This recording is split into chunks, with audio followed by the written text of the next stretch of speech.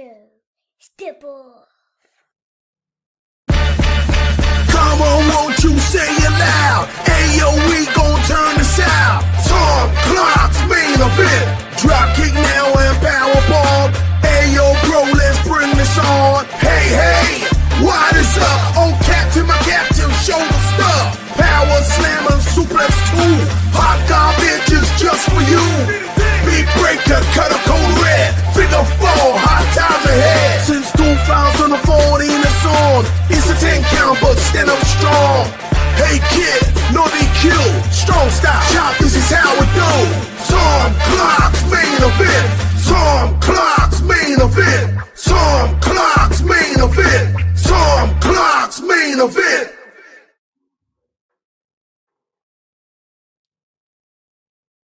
Hey, what's up, kids? Welcome back to the program. We had a hesitation there. I don't know what happened. There was a bit of a hesitation there. I'll have to look into that. Maybe it was something on my side. They call me the Pale Rider because that's what I am. Look at that. Oh my God. It's like I just refract. I don't reflect. I refract. I don't know. Seems like the right word. Well, let me tell you something, man. I'm so white. I'm basically transparent. It is what it is. Happy Friday, kids.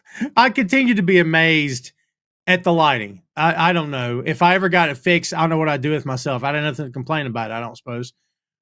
I'd find something. Welcome back to the show, folks. Hope you're doing great. Hope you've had a great week. My name's Tom. This here is the main event. Been going strong since 2014. Isn't that something? Year 11, season 12 of the show here. We're glad you are along for the ride. We appreciate you very much hanging out, giving us your time. I know everybody wants to start their weekend, but we got some AEW to review, so we hope you're up for it. Do me a favor, kids, while you're here, smash the like button for me. I'd greatly appreciate it. And also share the show on your feed, on the Facebook, on the Blue Sky, on the, I was going to say Instagram. Instagram's always a problem, isn't it?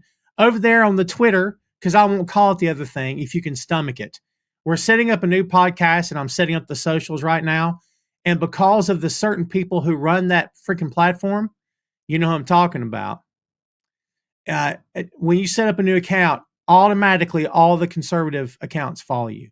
All the hateful, spiteful, just the worst. So I'm like blocking by the hundreds at this point, and we hadn't even tweeted our first post yet. So like we're only there for the sake of being there. We're not there because we think anything great's going to happen. That place has been a dumpster fire for 2 years and counting. It is what it is. Again, we appreciate you very much hanging out. Again, kids, smash the like button for me if you would. I very much appreciate it. By the way, if you don't like my political views, you are welcome to disagree, but you ain't changing my mind. Okay, that's just how it is. We are all inclusive here on the main event. No matter what your persuasion is, what your faith is, what your lack of faith is, how you identify, brother, you're welcome in my audience today and always. Okay, always welcome. So I appreciate you very much. Thanks as always for hanging out. Let's bring on our guest today. We had 2 guests, and one of them blew us off for a girl. For a girl, mind you. And you know who you are, Jay Luft, blowing me off for a chick. Are you kidding me? Come on, man. I won't say anything else because I might get him in trouble. Big Tasty knows what I'm talking about. He revealed it in chat this morning. Kids, please welcome the Untitled Wrestling Podcast, Ben Jackson, a.k.a. Big Tasty. What's up, man? How's it going? Hey, Tom. How's it going? My girlfriend knows that she can't replace you in my life. So, see, I very much appreciate that. See there, Jay, you should take notes, brother. I'm just saying. She hasn't thrown anything at me, so this has gone very well. Yeah, she's within earshot, you know. She sat right there. She can hear me. Yeah. Oh, well, there you go. See? Yeah, it's all good. I was telling some other day, I said, man, if I didn't have podcasts, I don't know what I'd do. Like, I just enjoy it so much, and having met some great guys and great folks over the past several years, it's insane. I can't imagine removing that stuff, man. You know what I mean? Like, just imagine cutting all that out. What would you do with yourself? Yeah, that's it. I mean, our podcast started literally during lockdown, like when we couldn't meet up to talk about wrestling. So we just did it online, and we just thought, we'll just throw it up there and see if anyone likes it. And here we are, like 5 years later. Yeah, it's awesome. Just Yeah. and again, it's a nice way for, like, obviously me and you would never have met or talked if it wasn't for podcasting, and Yeah. it's great. It just brings people together, man. That's what it's all about. It does. The world's a big place, and let's make it a little bit smaller, a little bit I was more just, I interconnected. was just, yeah, I was just going to say it makes the world a little bit smaller. Well done. Let's say some hellos before we get started here, kids. Sugar Shane's in the house. E's here as well. JP says, I'd blow you off for a girl too. Well, you know what? At least you're honest about it. That's all. So there you go. Here's something I've never asked you, and I've always meant to. How did you get the nickname? Oh right. Oh, this is a really weird. This is a really weird story. So, when I was living before me and my girlfriend moved in together, I was living just weirdly across the street from where I live now in Liverpool city centre, and I was living with a nice young man from New York. He's a friend to this day. He's moved back to Liverpool. He's a lovely fellow, Mark O'Connor. He won't be listening to this. He hates wrestling. And we were just like, I think we were out drinking one night, and he just said, "Oh, we should have like rap names for a joke, like rapper names." And so he was like, "You got to pick a name to be your rap name." And I'm not the smallest man in the world. And I was walking through town one time, and like McDonald's had the Big Tasty hamburger. I don't know if they have it in the States as a hamburger. McDonald's do a burger called the Big Tasty. It sounds familiar. Yeah. So it's like a big it's like a single burger, big, but it's like a big burger, and it's like that's the whole gimmick. And I saw it on the poster, and I was like, Big Tasty, that kind of fits. So I like that. I just kind of adopted it as a joke, and then it sort of stuck. I think Jay had a big part in popularizing it, and it's become, there's people who like exclusively call me that now, which is bizarre because it's not a name that anyone who looks like me should ever be called. No, I get it. My wrestling name was Bishop, and for the longest time, I never heard my first name. Because it depends on what company you work for. Things change. They change based on the company, the promoter, and how the guys want to be with each other. But I never heard my first name in locker rooms, and a lot of times I didn't know the wrestlers' names at all. I just knew them by their working names. It's just, yeah, that's pretty cool. I've never asked you that, so I'm glad I did. Interesting. I always said if I was a rapper, my rap name would be Ice Crispy. I don't know why. Oh, fair. And if you were interested in my friend, he chose the name Young Baby. Young Baby. There's probably a rapper now named Young Baby. Man, You know what I mean? he's having a kid. Like 3 months time, him and his partner, they're having a daughter. So Yeah. that's a whole thing we got to deal with. Well, but they can't call their kid Little Baby because that's already a rapper. That baby thing is huge in the rap community. I don't know where that came from. Like, Me neither. no. I don't get it. Little Baby, duh, baby. Remember that time? It feels like there was like a moment in rap that I missed when like Young or Baby and everything Yes. that became like the whole thing, and like Yes. Or Little, Lil, Lil. Yeah. How'd that happen? Remember when ODB started calling himself Big Baby Jesus and everybody had to call him that? Big Baby Jesus. Oh, that's wonderful. By the way, Wu-Tang's going back out on the road for the last tour. I'm so upset that it's so far away from me. Yeah, dude, I would love to go see them. I've never seen them in any combination at all. Well, kids, today we are going to review the AEW Dynasty show. Now, if you saw it and you liked it, you're going to like this. If you saw it and hated it, well, you might like this anyway. We're going to have varying opinions, and we're always blunt here on the show. And we'll get your guys' comments as we go as well. Find out what everybody here thought about the show. Before we get kicked off, we started talking. It was my fault. I got it started before we even recorded here today. But like, what did in terms of how we'll get into the company here later. In terms of how the show was overall, what's your thoughts as we get into it? See, I think it's a much better show than a lot of people are going to give it credit for because of how things turned out. It's one of those, isn't it, where like the same thing happened. I can't remember what the exact show was. The show with the exploding ring match. Yes. Yeah, I know. Yeah. It's like, I remember what show it was. And it's unfortunate because there was some. I don't think there were as many top matches on the show, but I think that the level was consistently very high. Which is sort of like, that's AEW's sort of like low bar now, is just consistent 4-star matches for the entire card, pretty much. Yeah. And I think it's mad that we've become so conditioned by the recently historical excellence that even when a show just has a load of 4-star matches on, we think it's like a bit mid and a bit sort of like average. Whereas Have they painted themselves into a corner with that, by the way? I think there's almost a sort of danger, isn't there, that when you do have such, like we said before we came on, when you do have such a stacked roster, like an excellent roster, that you put a lot of pressure on yourself to deliver these consistently incredible matches, and you basically built on successive shows of spectacle on spectacle on spectacle. That, like, there's a saying, isn't there, like over delivery creates expectation. I like that. It's right. It's true. It happens. You think about in your anytime you've worked for someone and you've hung around to do more work, and then next time you're just expected to do it, or anytime you've gone above and beyond, and then the next time you don't, maybe you've let someone down a little bit. And I think that's happened a little bit with AEW. They've put on so many absolutely phenomenal matches. They've created this sort of like expectation amongst the fan base, which is fair enough. They trade on that, and Tony Khan sits there when the plaudits come in and he takes the credit, so he has to take the criticism as well. Yeah.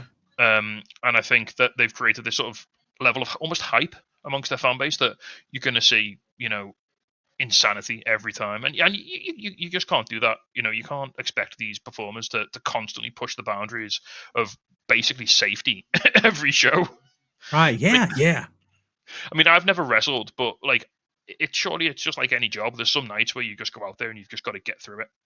Like, it's not clicking, or, you're not feeling it, or you don't want to jump off a cage, or, you've just got to do the match and make sure no one gets hurt and get to the back and call it a 7 out of 10 night. And I think AEW are in a position where they almost can't do that. They're a different breed over there, Ospreay and those guys, because they keep pushing the envelope. And even Ospreay at this point will tell you that, like, I'm getting older. I can't continue doing a lot of this stuff. That's going to catch up to these guys eventually, man. Oh yeah, absolutely. So let's go to a few of the comments here before we get cranking. JP says, I still think AEW has too many matches on the pay-per-view and just scale it down a couple of matches like the Owen Hart matches could have been saved for AEW Dynamite. I can't disagree with that overall. I think for this show, you're right. But I think, Tacey, I think that changes based on show to show. You know what I mean? The number of bouts you have on the card. Yeah. I mean, does All In or Double or Nothing need to be a stacked card? I think so. Does Dynasty need to be a stacked card? Maybe not. I can understand, again, Tony Khan, he always says he wants to give people value for money. He wants to give people, as many matches as possible to sort of let them, the paying fans, get their money's worth. As someone who, I don't know how global your audience is on a typical basis, but as someone who watches this in the UK, where it starts at 1 a.m. Right. So I didn't actually watch the main event because I went to bed at 4:30 in the morning. And the main event was about to start. And I had to be up for work at 9 a.m. So yeah, when you start doing that, that's some vicious math you got going on there. By the way, shout out to Jay. Jay popped up in the chat. He says, I'd say I'm sorry I'm not there, but y'all know why I'm missing. We already told everybody, Jay. Jay, you should know we told everybody that you blew us off for a girl. Okay? Yeah, Jay, stop chatting to us and pay attention to your date, mate. Right. Unless she's also watching, in which case, hello. I hope it's going well. Yes, hi. Jay's a great guy. And if you want to message us privately, we'll tell you the real truth. No, I'm just kidding. Josh is here. What's going on, Josh? All right, guys. Let's go ahead and get to I'm gonna be honest with you. The two pre-show, and it looks like there was only 2 pre-show matches. The other day when we previewed this, didn't we wonder out loud which one of these matches would be on the pre-show? And like none of them were, except for none of them were they? No, so we didn't preview either of these matches last week. I think these. So yeah, it's odd that there was so little wrestling on the pre-show, because normally they like to pack this out with like 3 matches, and like out of the hour they have like 30-40 minutes of wrestling. I mean, I think both these matches on the pre-show worked pretty well for different reasons. I did not catch them. To be fully transparent, it was Nick Wayne and Crew. I keep wanting to call it CRU. I don't know why. It's how it's written. Nick Wayne and Crew defeated AR Fox and Top Flight, and then Anthony Bowens defeated Max Caster. I mean, in any other world, how does that not make the main show with those 2 guys? You know what I mean? Like, It's weird because they've sort of been building up to the Anthony Bowens return for a while, haven't they? Obviously, Cass has been doing these open challenges, and it's all been going wrong for him. And then Bowens gets the big return. He's got like Jane's Addiction for his music. Nice. He's got new gear. He's got everything. He looks like he's just been locked in the gym for the last 8 weeks, just absolutely killing it. Yeah. He looks huge. He came out and he murdered Max Caster. But yeah, I mean, and Billy Gunn was still there, which I'm kind of a bit mixed about. Maybe he doesn't possibly need Billy Gunn anymore, and we can. But hey, that's a story. That's a conversation for another day. But yeah, I mean, I'm always in two minds about the pre-show in AEW, because on the one hand, it's not the main card and it doesn't have the prestige of the main card, but on the other hand, it's probably seen by more people. That's fair. Yeah. Because it's free and it's on YouTube and anyone can watch it. Because that's where they put the Costco guys, and I think that works really well because it gets massive viewership on loads of eyes on the product. Because they say what you will about Big Justice and his dad and all that. They go out there and they promote the absolute hell out of what they're doing all the time. Fair. Yeah. And they get people to watch, and they get people who wouldn't normally watch wrestling to watch. I mean, I don't think they're as big in the UK as they might be over in the States, culturally. But yeah, they get people watching. So if Bowens can get like if he got that big like sort of viewership for his return, then that's pretty cool. And also, I don't know where you'd put that match, especially if it's a 40-second match. I don't know where you're going to put that match on this card, in terms of. That's oh my God, it was a 40-second match. I don't know what the shortest match is in AEW history, but that's got to be in the top 5, I would say.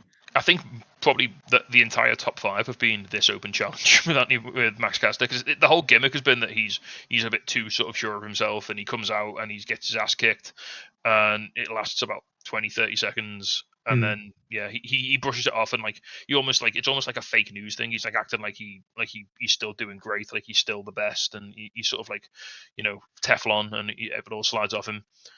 But it's interesting to see because he didn't have a match on Dynamite this week, presumably because he was still emotionally scarred from what happened at the pay-per-view. So I don't know if that's going to spin off into a sort of, I don't know if this is the end of the Acclaim breakup or if this is the start of like a new chapter of it. I'm not sure where they're going to go with it. What's Bowens calling himself now? A 4 something? What is it? A 5-tool player. 5-tool player. Yeah. Which I had to explain to so it's like an American sporting term, isn't it? Like someone who can do like, I think it's a baseball term specifically. I think so. I'm not a baseball guy, so you might be right. It's like someone who can hit, field, run, throw, all that. They can do everything. They can play on both sides of the ball. They're not just like a. That's I know Bowens is a big baseball guy. He's always like in the batting cages, like swinging at pitches and all sorts. So I like Bowens a lot, man. He's got a tremendous upside. I just wonder what it's going to be in that company. I don't know. You're always scared when something like this happens and someone goes out on their own. It's like, are they just going to get lost in the shuffle here? Like, because it's so sink or swim, and especially that singles division, that men's singles division is an absolute shark tank in terms of the talent that's in there. And yeah, it's tough. Like Bowens is great, and like on paper he can absolutely hold his own. But will he just get? He's got like one shot to establish himself. That's it. Like that's the thing I feel about AEW when you're a singles guy, you get one shot to get a hook, to get something over.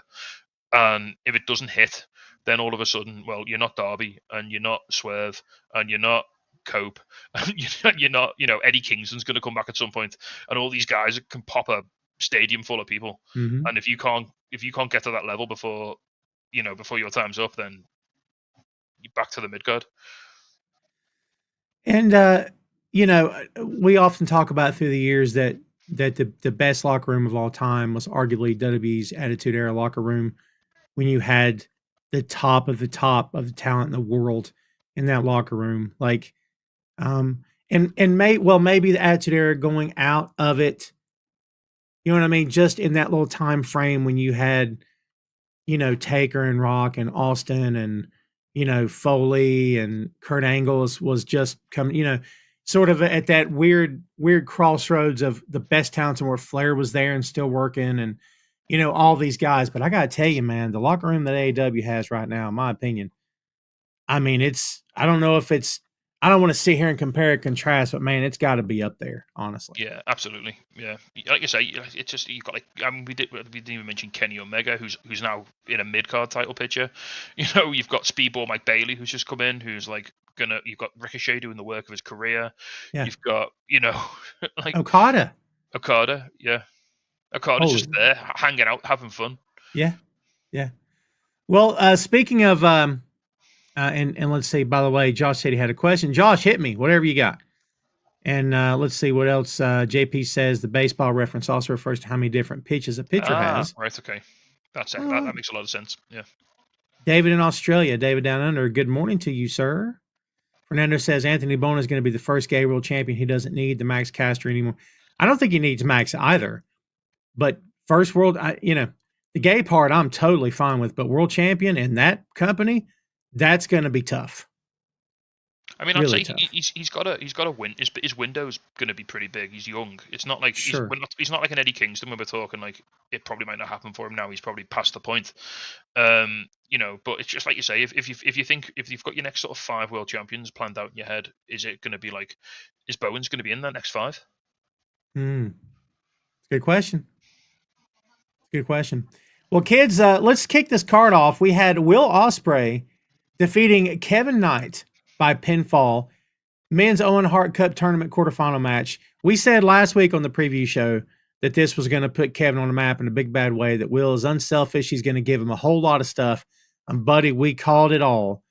This was a very fun match. What'd you think about this? Yeah, it was. I mean, like you say, Ospreay is just this. He's at this level now, isn't he? Where he just elevates whoever's in the ring with him. I mean, not that Kevin Knight needs elevating. Kevin Knight's a fantastic talent, and he gave as good as he got. But yeah, it was like you say, Tom. It was a great opener. It was a traditional, like we talked. I think we talked about just before we came on. It was a traditional sort of high octane opener match. Set the crowd, set the tempo, get everyone excited. I think Ospreay's the perfect guy to have in that. If he's not main eventing, if he's not like a big title match, he's the perfect guy to have in that opening spot. Everyone loves him. His entrance pops the crowd. He's high energy. He comes out with like an absolute. He comes out like a wrecking ball. He's explosive. He runs everywhere. He's smiling. He's happy. He's happy to be here, and he just doesn't let up the entire match, does he? And it wasn't a long match, like 13.5 minutes, which was perfect. Yep. It didn't feel like it didn't drag at any point. There was a few spots where they maybe sort of lost control a little bit just because they were going so relentlessly, but I think that maybe added to like how frenetic the match was. Yeah, and he really showed up, man. He had an opportunity against, you could argue who's the best in that company. I'm sure plenty of people would say Ospreay. So, Knight had a chance to come in and show off, and he really did. And Will gave him some great spots. And Kevin really, really did his thing, man. What I like the most about this is that you talk about the window is open. I have a sense of trepidation for any guys coming in because, like, there's so many guys right now in my head that could conceivably hold their world title right now. And a vast number of those guys are nowhere near the world title right now. So, like, Kevin, in a few years, are we talking about it? Maybe. Are we talking about Kevin and Adam Cole for the TNT title at some point? Are we talking about Kevin and whoever for a title? Maybe. I mean, it's probably too early to be talking about any of that. But I am interested, man, in what they're going to do with him down the road, honestly.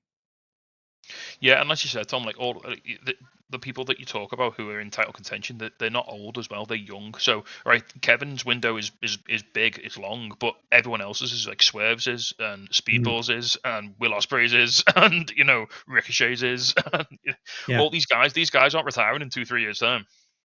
Not at all. Fernando says AEW needs to do a hard brand split after they move to Thursday nights. I am anti-brand split, period.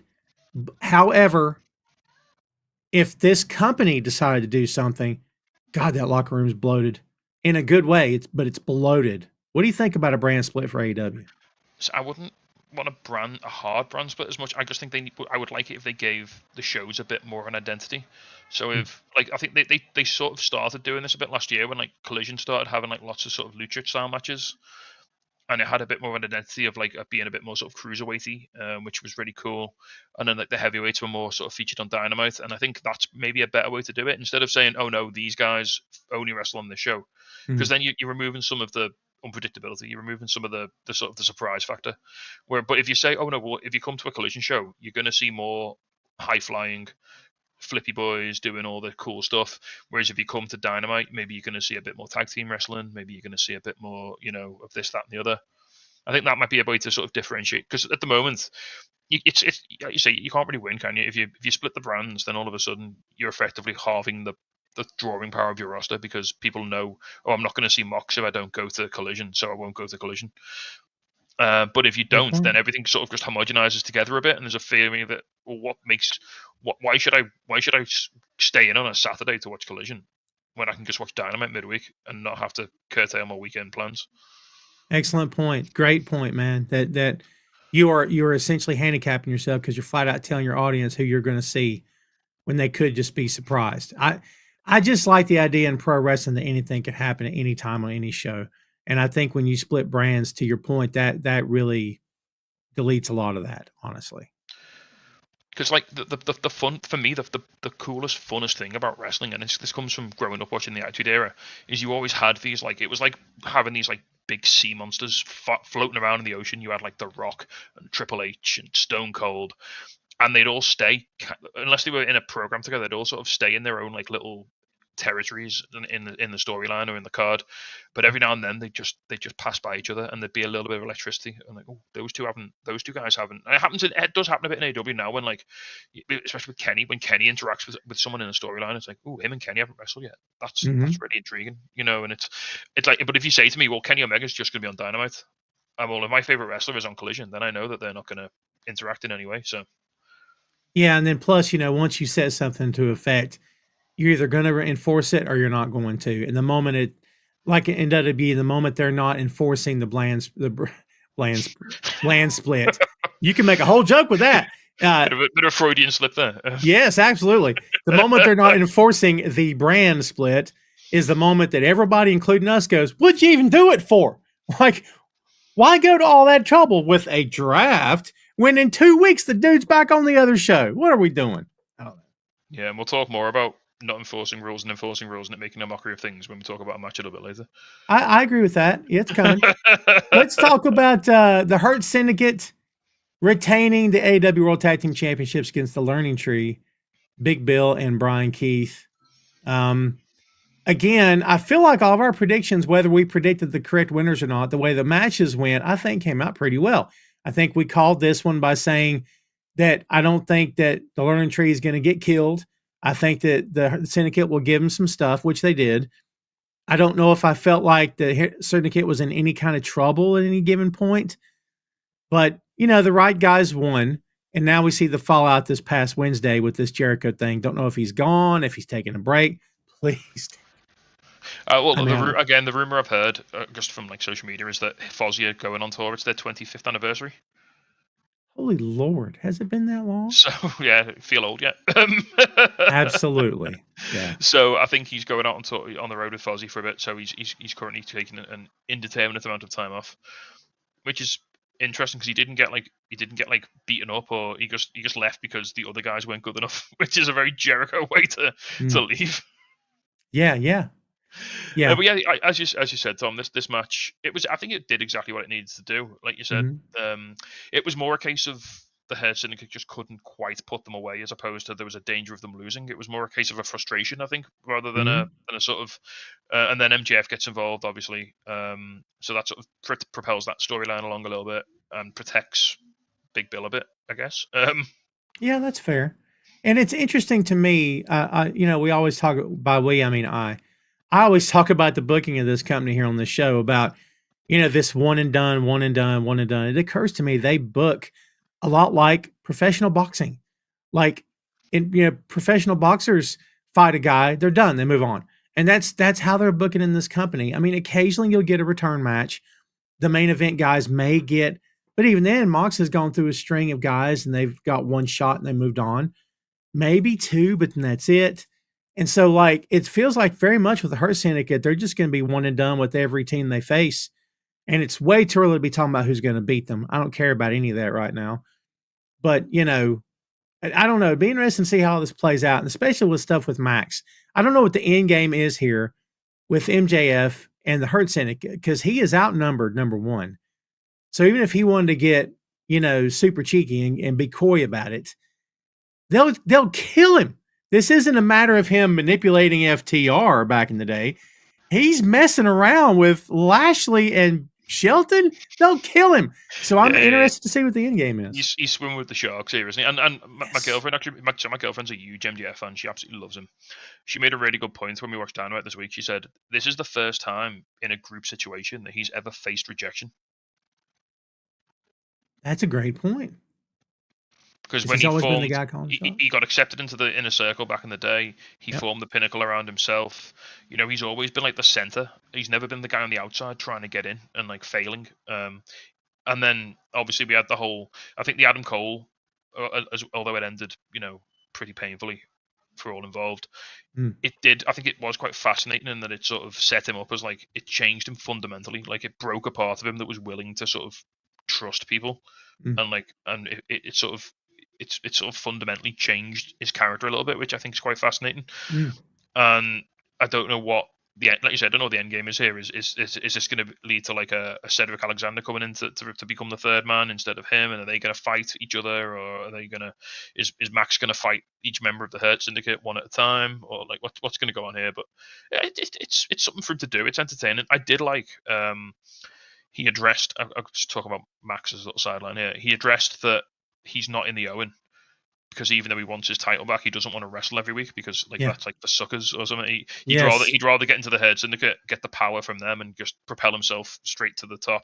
So it's almost like he's almost admitted, look, I'm using you guys to get a title shot, which is probably not gonna endear him to Bobby and Shelton anyway. So no kidding, yeah. You got one of your top heels talking about he doesn't like work rate. I don't want to work. What are you kidding me? I don't want to wrestle. Fernando says MJF is going to get back together with FTR to take on the Hurt Syndicate and win the tag team championships. I don't think I could take another FTR title run in AEW. I think I've had enough. There's so not because I don't like them, just because there's so many other deserving tag teams in that company. Yeah, we'll get there. I got thoughts on that. So JP says, rumor I heard Jericho's contract is up in a couple of months and may not come back. I mean, look, the door is open to WWE whenever he wants to go back. And he did just do that interview where he literally said, I would not be against going back. He's put the feelers out, I think, you know, just to sort of see what the money might be, maybe. And, you know, if he does, he does. I mean, would they miss him in terms of star power at this point in time? I think maybe 2 years ago you could say yes. I don't know now, man. I don't know how I feel about that. I wonder if he were to go, what if imagine this, and I don't know how many people's giving him credit for anything right now, but imagine if he were to go back and the very next week on Dynamite, the ratings drop. I mean, drop, and they stay dropped from that point on. You can point to Jericho and say, oh my God, that guy was responsible for 100,000, 50,000, whatever the number is. Like when Punk left, there is a difference between now and when Punk left, obviously. I don't know, it's man. one of those where I think if hypothetically, if Jericho did move back to WWE, it would be a weird situation where I think both sets of fans would be claiming some sort of victory. Because I'm not trying to generalize here, but I think if you look at the typical, I mean, when I say typical, I mean like the insufferable subset of both fan bases. WWE fans obsess over ratings and numbers, and AEW fans obsess over work rate and in-ring quality. Well said. Yeah, that's and I think Jericho moving to WWE satisfies both of their agendas. Yeah. It reminds me of, what was it, the black draft on the Chappelle show when they were drafting Eminem, I think. One side or the other. I can't remember how it went. Yeah, something like that.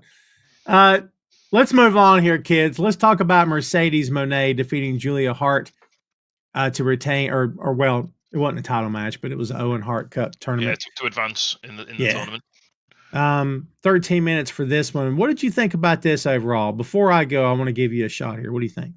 I really liked it. I think Julia didn't mesh with Mercedes the way that some of her better recent opponents have, but I don't think that's a knock on Julia when you look at the caliber of the wrestlers that Mercedes has been going up against. Like, Julia is not on that level, but I think she had a very serviceable match with a very competent work. I think Mercedes, like we said, I don't think she can elevate someone like a Will Ospreay can, but she can definitely put on a decent match with someone.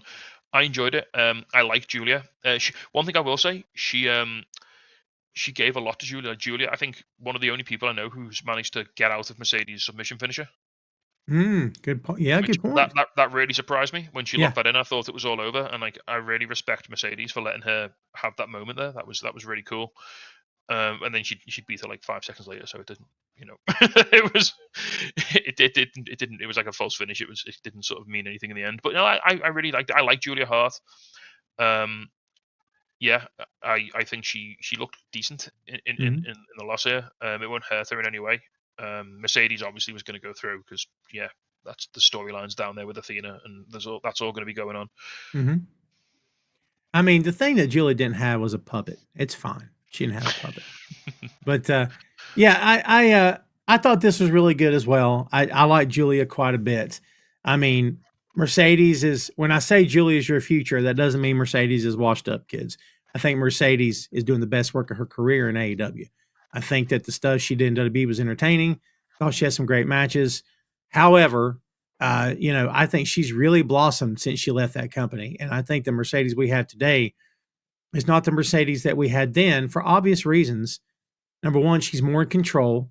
But number two, she's gotten to work talent from all around the world that she would never have had a chance to work in WWE. And I think it's just made her that much better. So now when she works in AEW homegrown, it's sort of iron sharpening iron, maybe. And maybe it's, I'm like you said, maybe she's not lifting Julia Hart up to superstardom, but she is, they could replay that clip of her getting out of that submission as much as they'd want to and tell her, I was this close. I was that close. You got lucky, that kind of thing. So at least she left her with some air in her lungs after it was all over, for sure. Yeah, because like Julia, after she got out of Mercedes, she locked her submission on. And it was like there was a moment there where it was like, oh my god! I don't think anyone believed for more than a second that Julia was going to win, but yeah, it was like it was a real moment. It was a second of shock. It was like, oh my god, yeah, she did that. That was cool. I do agree. I think, like you said, Tom, Mercedes, like you say, she's gone out and she's wrestled. I think her going to New Japan and to Stardom was such a transformative experience for her. Big time. Like just to see because she's such a huge fan of Japanese wrestling, and just for her to finally get there and to have that experience and to have those matches, I think it developed her so much in terms of it. She's got new facets that she never had. I'm not knocking her work in WWE. She was for the style of wrestling they want to present. She was really good at it. Yeah, but she's become such a well-rounded, versatile, effective performer since she left. Like you say, now she can bring all those skills back to America, and now, like you say, she's now improving people like Julia Hart when she wrestles them. So, and man, I don't know when and if the day comes that she wants to go back to WWE. I don't know. We always assume that's what's going to happen. Sometimes it doesn't. It didn't happen with Kurt. I mean, not on the level that people thought it would. Kurt was in TNA longer than he was in WWE, which is crazy. So maybe we don't. But dude, if that day does come, she will be signing her own check. They'll let her fill in the amount. Because, man, her stock is so much bigger than it was when she worked for them, I think. Yeah, absolutely. Man. Yeah, I like her a lot. Let's move on to, we teased it earlier, kids, about this FTR stuff. The Death Riders, and that's Claudio Pack, the Dampire. I love that name. And Wheeler, Utah, defeating rated FTR by pinfall for AEW World Trios Championship. I love how when Dax turned, the crowd went, whoa, whoa. And then when Cash turned with them, they went, oh. And I'm like, do none of y'all ever watch wrestling? Like this is, I don't know if that was just a matter of, oh, we really don't want them to turn. I don't know. But I don't know. I got thoughts about this. And if there's one thing FTR love, it's pulling tricks out of the 80s playbook, isn't it? They're old school guys. They like old school booking. They like old school shock value and heel turns and stuff like that. They do. I'm okay with that, but I was hoping for a lot more. I laid out a scenario last week of Dax turning flat out heel, joining the Death Riders, taping his fists up, wearing black, becoming the enforcer of the Death Riders. I still love the idea because they've had Dax work separately, Cash has worked singles, And you're like, you forget that Cash is a good worker because he tags all the time. And I'm like, I think they're going down this road. And hey, in 6 months, put them back together. Who cares? They'll be red hot. But obviously, they're not going that route. What'd you think about, first of all, the match and the turn afterward? I mean, yeah, the match was fine. I mean, you look at all the guys in it, and they all know what they're doing, don't they? They all know how it's made to be with, I mean, to sort of look into the future, a bit of a spoiler. Pac had apparently a pretty nasty injury on Dynamite this week. Yes. And you heard him scream when his ankle hit the floor after that buckle bomb. I hope he's not hurt too bad, and it doesn't derail whatever's happening here.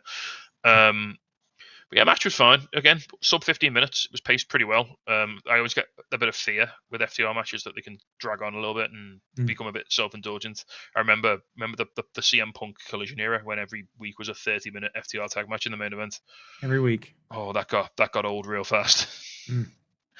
But no, this was snappy. I think Yuta looked really good in this, weirdly. They really elevated him, which is, I think that if anyone's going to come out of this Death Riders, whatever unsavory word you'd choose to describe it, I think Yuta could really come out a winner here, as he's probably going to develop some real nice character beats and like some really nice sort of facets to his personality. And I think he looked really good here. I really liked that bit a few weeks ago where he was like really conflicted and then it sort of all went away. But hey, yeah, as Chad's saying there, like injury bugs kind of biting AEW right now. Orange is hurt. Jay White as well is hurt. Brian Cage is hurt. Yeah. Yeah. And there is someone else. You're right. I can't remember who it is. Mark Davis hurt his foot. Oh my God, I forgot about him.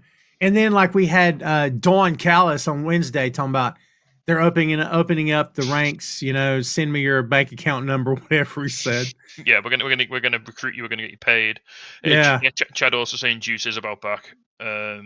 Yeah, Juice apparently. It was his birthday today or yesterday, very recently. Oh, there you go. And yeah, he's back. Apparently, he's imminently back. It's such a tough break for them too. It seems like Juice and Jay White just can't get back on TV at the same time.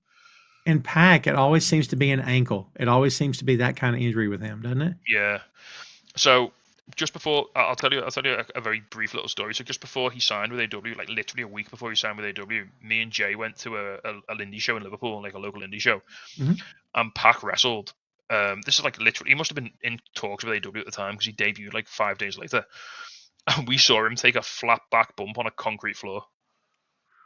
With no padding, and the noise it made was horrendous. I'm sure. It was like if you drop a steak off off the roof of your house and it hits the driveway. And I was like, oh my God, that man literally put his AEW career in jeopardy to take a bump on a concrete floor in front of 200 people. Isn't that crazy? Trust me, man. I've been around so many workers over the years, like behind the curtain, and it's a different breed, man. They're a different breed. It's something else. Like you hear Flair talking about when he first trained, he trained with Vern Gagne, who Vern Gagne was a workhorse of a trainer. And he made them go outside and flat back on concrete, like several in a row. Yeah. And Flair's like, after the first day, I left. So I'm not going back. This is ridiculous. But of course we know he did go back. But yeah, it's Vern's thing was, if you can't do this out here, how you gonna fall on your back 300 days out of the year? You got to be able to do this, And I'm thinking concrete's a little much there, Vern, isn't it? Maybe start on a wooden floor, possibly. Maybe. Just saying. Just saying. Yeah, that's crazy. We've got thoughts about this. There was a story that came out this week that supposedly Mox's segments were good for ratings and stuff. So the story now is that they're going to keep that belt on him for a long time because he's helping ratings supposedly. And, I'm on the record. I like John a lot. I always have. I think it's a better company with John Moxley. I really believe that. So when I criticize the angle, it's nothing to do with him or the rest of the guys. I just don't know what's going on at any given time. And, Claudio, Pac, and Wheeler, great, but they never defend those belts, or rarely ever. They're just running point for John, which it is what it is. So again, Tacey, it's all about the booking here more than it is anything else. Do you think that this is Are they diverting Copeland away now from Death Riders and focus solely on FTR moving forward? I think so. I mean, obviously, that the sort of, I think we talked about it last week, that the sort of everyone's saying now, oh, it's going to be Christian and Cope versus FTR at some point. But how do we get there? Because Christian's this uber heel who, like, you know, hates everybody, and him and Cope had like a blood feud like 6 months ago. So how do you go from that to all of a sudden, you know, just because Nick Wayne or Kip Sabian beats up Christian doesn't mean he's a good person all of a sudden. No. So how do you turn that into a cohesive angle? I mean, I think interestingly, Tony Schiavone said on commentary on Dynamite this week that Cope was out indefinitely. Is that what he said? Oh wow. Yeah. So and they actually teased. Obviously, it's not going to be the case. They teased that it could be a career-ending injury. One thing I will say, to go back to the angle, obviously it was a little predictable, obviously, but I will say, with all the sort of shenanigans that FTR were doing, like the bit where they got into Cash got onto the stretcher and put the neck brace on, that's the most entertaining I think they've been in the last 12 months. In terms of, they showed more personality in that one segment than I think they've shown in about a year. And these were real EMTs. You know how you could tell? They were laughing. the women were cracking up, and I'm like, those aren't workers. Those are probably the real deal. And they told him, hey, you want to be on camera? You guys can roll the stretcher out. Because both women were laughing. I'm like, oh my God, move the camera, you know? Yeah, crazy. Well, look, I like FTR a lot. It's, you know, I'm an old school wrestling guy, but like, you know, we'll see how it goes. I mean, they're going to be easy to get booed because people like to turn on them for various different reasons, you know. And I know the RH World Tag Team Championships are floating around, but those things are locked up with Dustin and Guevara, locked up, which is fine. I mean, at some point, I'm going to say, right? Is it crazy to do a second set of tag team belts, like call them whatever, blah, blah, blah, tag team championships? Do you think that makes sense, or is that too much? But is a secondary group title not what the Trios champions should be? Like, you'd think so. It feels again. This we talked about this last week. The problem I think we have with the Death Riders and the current sort of situation AEW is booked into now is that so many storylines have like strangleholds on belts that there doesn't appear to be any sense of, like, that's the problem with the Death Riders. Is like I love Claudio Castagnoli. I watched him in Chikara 15 years ago when he was, you know, doing all sorts of nonsense. I love Pac. I love Wheeler Yuta. But there's just no suspense around these belts. There's no feeling that something could happen. By the way, just how about the guy with the Don Callis scar? Yeah, there was a guy in the front row dressed like Don Callis. And he's been at like 2 different shows, so he's paying his own money to travel around and follow these shows. I wouldn't be surprised if he was one of them, if he was a backstage, one of the company, a crew member. He was like a merch guy or something, or a ring crew. Yeah. I like to think. I hope he's not just some weird millionaire who's flying around America impersonating Don Callis at wrestling shows. By the way, Tony Schiavone is going to get laid out tomorrow night, and he might get color.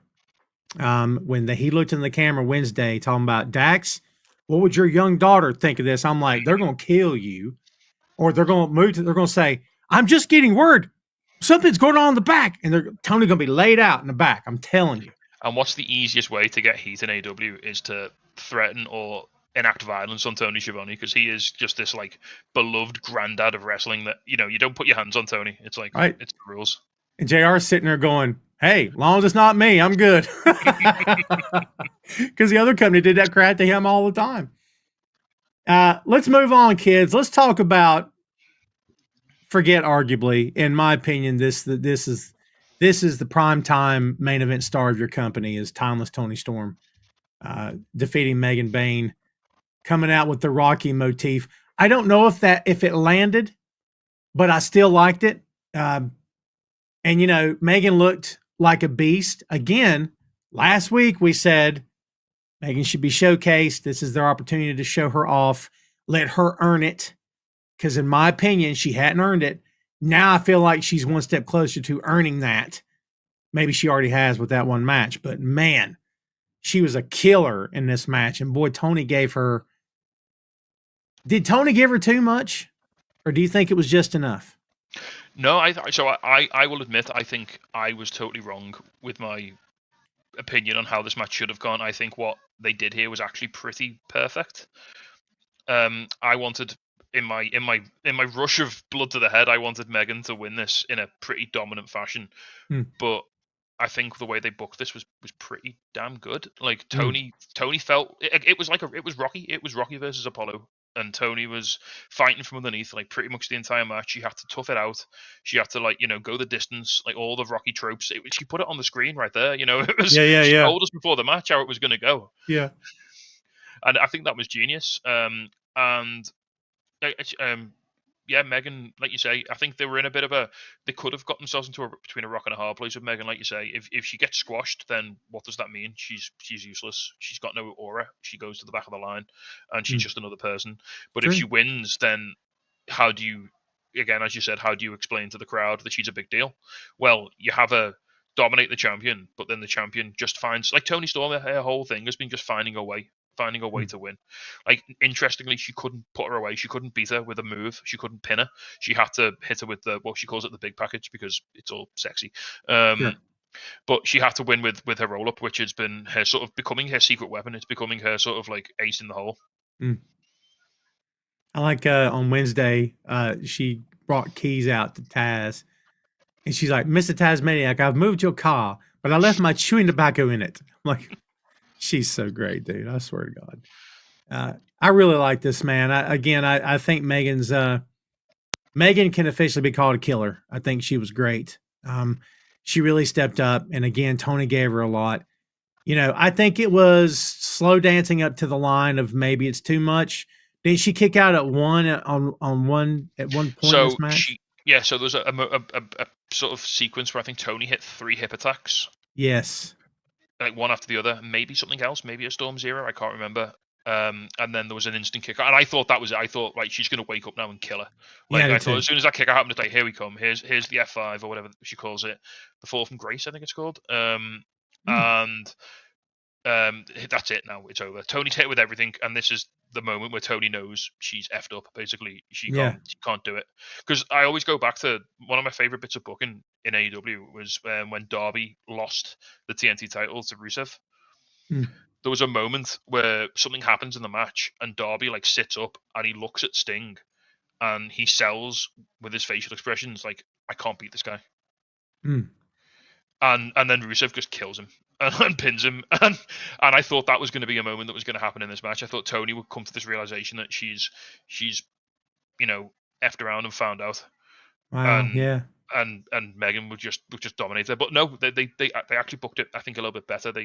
Megan almost got like a little bit too comfortable, I think, in the match. Not in terms of her character. She was like getting a bit loose. She was getting a bit like she thought she had it won. She thought it was in the bag, and then Tony gets the win out of nowhere. And I think that was a really, really good. Is Megan getting the Camille push? I mean, did Camille get a push? Oh, I mean, are you saying has Megan replaced Camille in terms of, is she going to get a push that was maybe scheduled for Camille? Possibly, yeah. She. I think they mishandled Camille from the moment she got there. They made her the muscle for Mercedes, which I think would have been a good fit. But then Camille got knocked down a lot, and I'm like, when you're a heater, your hard muscle gets knocked down and smacked around. I don't what like it. It didn't do any favors. She never felt that dangerous. She was always like Bebop or Rocksteady. She was like the level 1 boss. You know what I mean? Good pull. Yeah. She was definitely Rocksteady. I mean, I think the best moment she had was when Mercedes was on the mic and she goes, "Oh, shut up." I loved it. That was the best thing ever.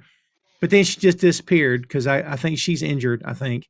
So Tony said in an interview a few weeks ago that we haven't seen the last of her, words to the effect of. And so maybe there's a reckoning coming from, because there's unfinished business between her and Mercedes, the way it all sort of ended, isn't there, and sort of stuff like that. So yeah. Let's see. Chad Too Bad saying Mariah May rumors going to WWE. I've not heard that. Have you? So I've not heard rumors that she's going. The rumors that her contract's expiring later in the year. Ah. which is insane because that was a very short contract if so. But Mhm. surely she, you know, especially when you think with Mina Shirakawa coming into AEW in the imminent future, surely Mariah staying in the company makes a lot of sense. Mhm. Yeah, I don't want to see her go. I kind of feel like I don't know, man. I kind of feel like if she goes, is she going to be just another face in that company? I mean, dude, there's a danger of that being said for both companies now. Like, I don't know, man. I don't want to see her go though. But having said that, how in the world do they follow up? Her first thing there was her biggest thing and her only thing, and now they got to move her on to somebody else. How do you replicate, or not replicate, but like live up to the first program she had with Tony? Because that Yeah. was unbelievable. That was a year of long-term storytelling, like perfect matches, and everything like that. She won the Owen last year, and she's not even in it this year, which is interesting. Yeah. To say the least. Yeah. Yeah, to say the least. Well, kids, that's 7 matches down. We got 5 to go. Before we hit that, let's do this. Boink Studios is the home of Tom Clark's Main Event, Tom Clark's 6M podcast, and Two Nations Under Ted, a Ted Lasso podcast. Visit the site today for links to every podcast platform, social media, special announcements, and a lot more. Check out the site and bookmark today, boinkstudios.com. There we go, kids. BoinkStudios.com. Go check it out. I'd very much appreciate it. BOINK, BoinkStudios.com. Updated on the regular, as the kids say. Don't know if they still say that anymore. But if they do, I just repeated it. Well, there you go. So we've got 5 more here. Let's talk about Kyle Fletcher with the aforementioned Don Callis defeating Mark Briscoe. Now, I'm not suggesting that these guys run it back all the time. However, these two guys have really good matches. Like Mark is, and I'd be shocked to hear anybody from Okada to Fletcher, whoever, say that Mark didn't more than hold up his end. Mark is so good.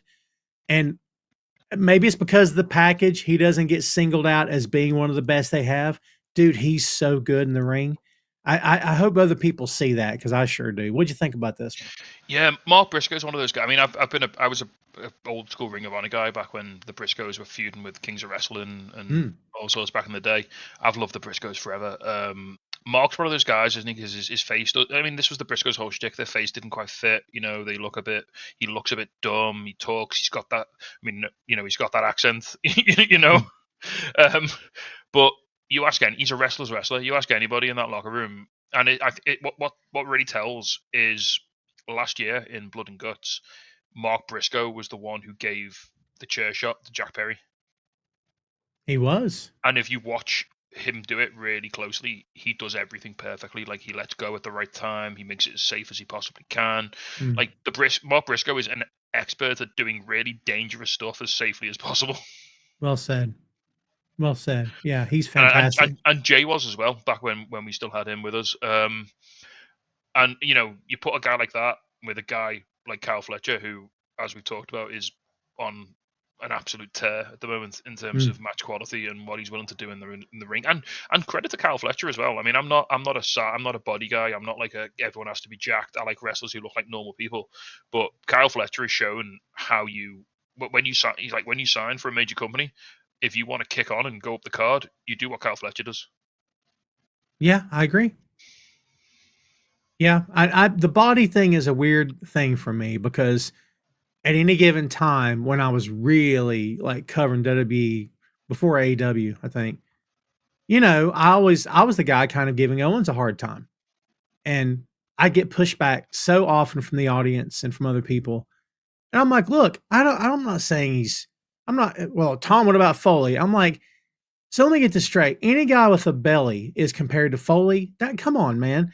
Foley was a one, is it too big to say Foley was a once in a lifetime talent? Is that too big to lay on him? I mean, I would say he was a once in a lifetime wrestling mind. I agree with that. Yeah. he saw, I mean, and he had to, because he knew he was never going to be jacked. He was never going to be this cut bodybuilder, you know, even like on an Austin level. So he attacked the business from a different angle, and like, how do I make people remember me when I can't take my shirt off and look like a Greek god? Yeah. I used to catch crap for that, and I would be like, if Foley's the bar, that's an impossible bar. Just because a guy's got a stomach or belly on him doesn't mean, oh, Foley, stop. You're comparing him to somebody that was in a league of his own. Like, you know, my pushback has always been, you have access to trainers, you have access to equipment, I'm sure. Now, I mean, I know you're on the road all the time, but you could probably afford a gym membership. I mean, you know, come on, guys. Like, and again, I don't want nor need every wrestler to look like John Cena. I've never needed that. I don't want it now. I don't need Darby to come back ripped like Rey Mysterio did that one time. And I like Rey a lot, but brother, when Rey got ripped, if you remember back that far, he came back. I'm like, what? What happened? Like, When he's Rey's like, arms were that big around. All of a sudden, he's walking like this. he was like wider than he was tall. Yeah. Yes. Isn't that crazy? I don't know, man. Yeah. So no, I get both sides of the argument, man. Fernando says it's time to bring back the Jurassic Express, the scapegoat gimmick now. Not doing it for me. I don't think the scapegoat gimmick has done it for anybody. I think it's weird to chain yourself to a gimmick that has something to do with the guy that you fired. I think it's time to move on. And I like Jack a lot, but I think he needs a whole other thing. That's my opinion. I mean, I like his sort of like nihilistic sort of aspect of his character. Sure. But yeah, as you say, you don't have to constantly be reminding us about CM Punk every time he's on the screen. And every time he's out, that's what people are thinking about. It's crazy. Like that Punk's living rent free in that company's head. I you know, it is what it is. So we also had Bandito defeating Chris Jericho. Ooh, that was a close one for the ROH World Championship. I will tell you this. I watched the entire show the day after. So I watched it Monday. When Jericho pinned him, my keys were on the keyboard messaging you, Joe, and Jay. And then suddenly I'm like, oh, backspace. They're restarting. Yeah, they got me. They got me. Yeah. And I'm not saying it was earned, but I was apoplectic when this match first finished the way it did. But then I was also quite mad when they restarted it, and why they restart. I mean, can you just get your mum to say the guy cheated and the match restarts? Is that the precedent we're setting here? I mean, take your mom on the road with you moving forward. That way you're covered. You know. Did Swerve, like they had Swerve's family members at ringside? Yes. And none of them could do this in the main event? No. I don't know why. You know, I was talking to Phil, shout out Phil Lindsay. Phil and I were talking off mic the other night, and I said, you know, when they counted 3, you could feel and hear the air leave that room when Jericho got that 3 count. And you could see expressions, not anger. It was more like people looking around. And I'm like, again, he's a Hall of Famer. Who am I to talk? Look, Jericho's a real deal, kids, no matter what you want to say about him. So what do I know? But if you're Jericho, how do you not see and hear that? It wasn't about, ooh, I hate him. Ugh, he cheated. Grr. No. It was Yes. They were upset because they're like, again? Like, that is not the same reaction as a heel reaction. That is not the same thing. That is, oh my God, I'm so tired of this. Why is it that we all seem to see that, but nobody there can seem to see that? Am I crazy? It's like you say. It's just. I mean, it's almost. I'm going to give Jericho credit here now. It's almost a credit to Jericho that you want/need to see him get his comeuppance, because he's such a despicable, horrible heel that you don't want him to win. And it's not in like you say. It's just. I don't know. It just. Oh, I don't. This match made me so angry. Yeah. Because I don't like messy booking like this. It didn't need to be like this. It could have, Fernando just said it's a luchador tradition in Mexico to get family involved in storylines. Okay, but it didn't have to go like this. Like, you could have had Jericho getting his mum's face on the outside. She could have slapped him. He could have got back up on the apron, 21 plex, boom, end of the show, Jericho loses clean, happy days, we all go home, and I don't swear at the TV. Yeah, no kidding. Yeah, I don't get it. They went 18 minutes. Like, that thing could have been 13 in and out and would have been fine. A Like, tight 15 would have been perfect here. sure. Yeah. A tight 12. I mean, Bandito's a great wrestler, and I've got nothing against him. He's going to have a really good Ring of Honor title reign. I think he's going to have some great matches. But yeah, I don't know. It just felt so unnecessary. I think unnecessary is the word. And I think a lot of the criticism you can put on Jericho over the last 12 months comes with the word unnecessary. A lot of the stuff he does is unnecessary. Mm-hmm. Yeah, that's fair. If there's a sort of lean, sort of perfect version of a professional wrestling match, at the moment, Chris Jericho is the furthest away from that you can possibly be. Everything, and I use this as a large man, Tom, so I'm not making fun of his body, but everything around Jericho feels flabby. Yeah. It and again, I don't know if it's tone deafness because you're in it and you don't see it. Like, with Jericho, it often, I know what you mean. Jericho, like you say, Jericho is a veteran, and he's wrestled all over the world, and he's wrestled in every company, and he should know. He should be able to see the signs and read the room. But like you say, is it a case of he's too close to it? Is it a case of it's almost become like a point of contention between him and the fans? It's like, no, I'm right. This is the vision. You have to see the vision, and there's a bit of that with the main event as well. Maybe we'll get to that. Yeah. But is it a case of, no, you need to understand that we know best, and we are going to tell you what you want. And I don't think that's a healthy place to be in when you're in any sort of industry that services customers, because whether it be retail or hospitality or entertainment, I think that's a really bad road to go down. That is a McMahon way of booking. We're going to tell you what you want. Like, it didn't work then. It doesn't work now. And it only works when there's no other option. Boy, sure. howdy, there's options. Yeah, absolutely. Robbie says, remember, Dusty had a belly and people remember him. Number one. And Robbie, Dusty is my man. I get it. But like, again, so we explain away a body because of Dusty. First of all, Dusty didn't wrestle with a shirt on. Okay. That's number one. Number two, if you're going to be in the ring, if you're going to look, at least tan, do something. But like, again, I didn't mean to turn this into the crapping on Kevin Owens hour or anything. It's nothing against Kevin, but again, you're going to wrestle in a shirt. Come on, man.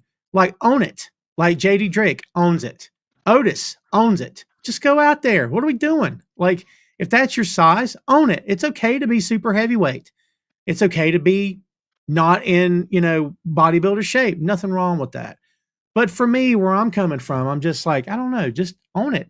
And, if you're skin and bones, if you're Cheeseburger doesn't cover up. He owns it. Like, I don't know. Maybe I view it differently than other people. I don't know. Maybe that's what it is. I will say Dusty as well. Dusty always made a point of mentioning the fact that he didn't look like an athlete. That was part of his everyman appeal. Like, this Hard Times promo, one of his most famous promos of all time, he talks about having a belly. Yes. And he talks about not looking like the athlete of the day. Because he's not. He's supposed to look. Because he's not. His whole shtick was he wasn't supposed to be there, but he got there. Yes. My honey's just a little big. My belly's just a little big. Yeah. It's great. So I like Bandito a lot. One more thing about this before we move on. Here's something else I'll say about Bandito. He is so thick now that I'm like, when he goes up top, I get nervous. You know what I mean? Like, he's not streamlined anymore because he's really muscled up. So, like, I don't know, man. Every time he goes up, I'm like, please be careful. Like, I think that's the trade-off, isn't it? Because I think he's realised he needs to get a little bigger, a little stronger. He needs to hit that 21 plex on bigger guys, on main event level guys. He's not throwing around luchadors anymore. If he wants to be the Ring of Honor World Champion, he's got to wrestle big, average wrestling dudes, like big 6 foot plus jacked guys.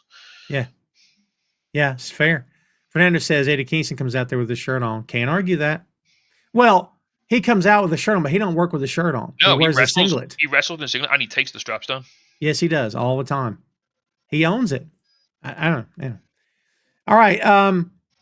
Adam Cole defeated Daniel Garcia to become your new AEW TNT champion. I tried. Okay.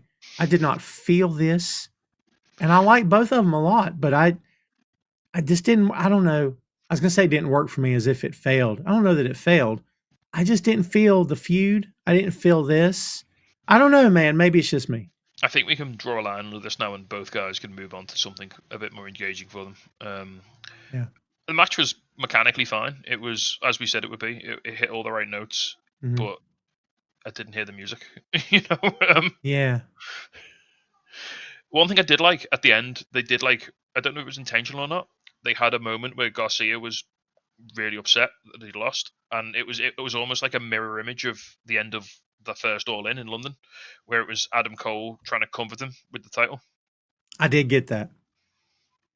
That was a nice callback. I did pick up on that. That was awesome. And it's whether Adam, I don't know how, because they've renamed the Kingdom or whatever they're called again now. They're Paragon now.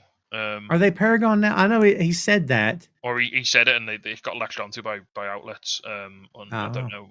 I don't know what's going to happen with that. But then is he gonna become? Is the because Adam Cole's the most easily corruptible man when it comes to, you give Adam Cole a little bit of power and he'll turn evil in like 5 seconds. So now he's a champion. Is this going to be a because you couldn't have him come back as a heel because he was gone for so long and he went through so much like in real life. So is this now how you're going to sort of have him corrupt a bit? And because I think Adam Cole is more interesting when he's a bad guy. Yeah, I agree with that. And I think that's maybe why I don't think we talked too much about it. Maybe why this feud was a bit flat was because there wasn't a defined heel and face. We didn't have any strong dynamics from either guy really. It's always a problem. It's in my mind. It's always a problem. And you can run face versus face better than you can run heel versus heel. But and for my money, it'll always be a problem because somebody has to get the heat in the match. It's just how it works. Somebody has to have the upper hand. The crowd has to clap for somebody to make a comeback. It's how wrestling's engineered. It's how it's built from the ground up. It's like these guys can go out and you can run the storyline where it's like, oh, I respect that guy and we're going to have a good match. Well, you can, but that's just an exhibition match, man. Where's the hate? Where's the stakes? Where's the emotion? Where's the Exactly? Yeah. Yeah, I agree. Let's go to the semi-main event, kids. At 31 minutes, this thing was 35 seconds short of topping the main event. 36 seconds short of being the main event time. Kenny Omega defeated Ricochet and Speedball Mike Bailey to retain the AEW International Championship. So you and I talked before we went live here today about the fact that a lot of people are saying the match went too long. First of all, do you think the match went too long? So Tom, I'm a millennial. I've got a chronically butchered attention span, and I don't. I mean, social media and YouTube is the story of my brain, and I don't like it when matches go over 20-25 minutes because I think they drag. This match, I think, earned every one of these 31 minutes. Interesting. And I like that view. We mentioned, didn't we? Or I think I said to you before the show. Like, I think you've almost got a little bit more. But like, so I'm a huge fan of tag team wrestling because I think I love the idea of a wrestling match that has shifting dynamics. So you've got not just one man versus one guy or one girl versus one girl or whatever. You've got different combinations of people who can do stuff in the ring. So with a tag team, you've got a Brian Keith and a Big Bill. You've got a big guy, little guy, and so all of a sudden the big guy's in the ring with someone, and then you tag out and the little guy's in the ring with someone, and it's a totally different match. It refreshes everything. The whole landscape of the match changes. I think that's the same in a three-way match. Like is Kenny and Ricochet, are they going against each other, and then all of a sudden Kenny's out and Speedball's in, and then it's a totally different dynamic to the match. And I think having the ability to refresh constantly lets you go a little bit longer because there's more combinations, there's more possibilities. It's not just two guys doing moves for half an hour. It's constantly changing dynamics. And then they even broke it up. Like Ricochet got on commentary, which was fantastic, and then Speedball kicked him into next week, which he's like doing that. Crazy. It was incredible. And then you had Speedball really showed out here. I thought he had a fantastic. If you weren't sold on Mike Bailey, I mean, I've never been the biggest Speedball guy. I think I never quite got him until very recently. He was always because he's a bit of a weird dude. Yeah. But here he is in a match. He comes out in Chrono Trigger inspired gear, which I loved. dressed up like Frog from Chrono Trigger. I loved that. He Mm. did a crane kick on Ricochet, which looked absolutely incredible. Oh my God. Brought the house down. That thing was crazy. And then we haven't even talked about Kenny Omega, and he's one of the best wrestlers in the world, and he's also here. So, Yeah. You're like, oh yeah, Kenny's there. I forgot. Yeah. Kenny's prowess on the mic is always going to be a bit suspect for me. But getting in the ring, you can't dispute what the guy can do. And he was the glue that kind of held everything together here. And he's still on his way back from serious injury as well. That's fair. That's fair. Yeah. Let the other two guys work a little bit. I'm gonna breathe a little bit. We'll be fine. Yeah. He absolutely brought it. I mean, it was a really, really fun match. I think it went too long. However, I do not think that ruined it. Kids, I'll tell you what I told Tacey here for Went Live today. The method to which we book pro wrestling shows these days has changed so, and even back to the Ruthless Aggression era, and even 10 years ago, honestly, because what it used to be was, you bring them up, you bring them down, you bring them up, you bring them down. And now with companies like specifically AEW, you'll have out of 10 matches, 8 of them, it seems like they all place bets backstage to see who could steal the show. And we benefit from that. Don't get me wrong, not complaining, but what it does to a live crowd, people get exhausted from that. And I worked 100 years ago in retail, and the company I worked for run this stupid gimmick where they basically, you stand back and look at the shelves, everything was on sale, right? So everything had a special tag, and it was all mind games about we want to draw attention. But my feedback was always, if everything's on sale, nothing's on sale. Like there should be these 5 items at regular price, but item number 6 is the best price you've ever seen it. That's a sale. So when you tell me that out of 10 matches, 8 of them are 5-star, I don't know. Are they as special now as they would have been? And I'm not saying Tom's advocating for crappy matches. No, of course not. But I don't know. Are we taking away to a degree of and maybe you can do this right now on this show live. Can you right now name the 5 best AEW matches you've ever seen? Or would you need a few minutes? Would it have to be 6 because 5's too hard? Do you know what I mean? And again, I'm not complaining. I know it sounds like I'm complaining. Do you see where I'm coming from here? Am I losing you? I would need an hour and access to Wikipedia. Same. And I could probably do you a top 10, not in order. Sure. Yeah, same. And to sort of go on for your metaphor there, Tom, it's it's the whole feeling is like if you have pizza for your tea every night in a week, all of a sudden your Saturday night pizza doesn't feel as special as it did previously. Yeah. I'm not saying you got to have plain broccoli every night, but Sure. But maybe you just have a little chicken and rice every now and then, or just a little, just something to make you look forward to the weekend, So.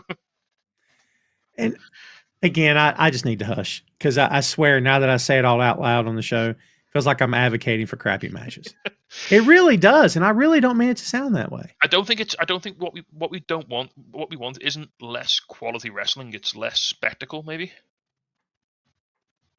Yeah, because I think the spectacle is what takes the shine off each other. Yeah.